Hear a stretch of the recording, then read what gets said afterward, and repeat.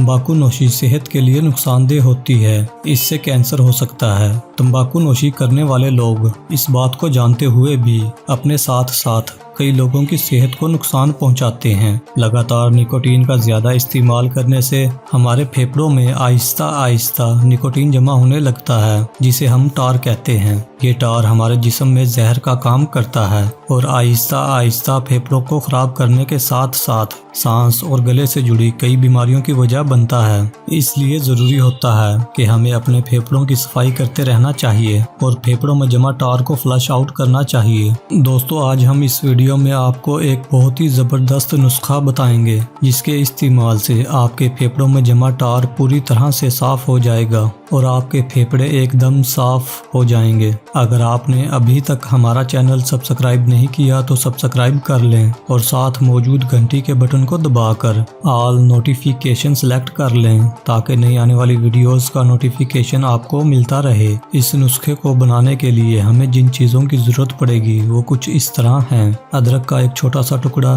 दालचीनी का एक छोटा सा टुकड़ा, काली मिर्च का पाउडर 1 चुटकी, शहद 2 चम्मच, पानी 1 कप। सबसे पहले 1 कप पानी को किसी बर्तन में डालकर हल्की आंच पर रख देना है। इसके बाद इसमें अदरक और दालचीनी को डालकर हल्की आंच पर 5 मिनट तक पकाना है। इसके बाद इसे उतारकर 5 मिनट के बाद इसके अंदर आपने 1 चुटकी काली मिर्च पाउडर और 2 चम्मच शहद के मिलाकर इसको चाय की तरह पीना है। ऐसा करने से आपके फेफड़ों में जमा टार ऐसे साफ होगा जैसे डिटर्जेंट मैल को साफ करता है। दोस्तों, ये नुस्खा आपके फेफड़ों में जमा गंदगी को साफ करने के लिए डिटर्जेंट की तरह काम करता है। महीने में 3 से 4 दिन इस नुस्खे का इस्तेमाल करें। ऐसा करने से आपके फेफड़े बिल्कुल साफ रहेंगे और आपको फेफड़ों से मुतालिक कोई प्रॉब्लम नहीं होगी। उम्मीद है आपको हमारी ये वीडियो पसंद आई होगी।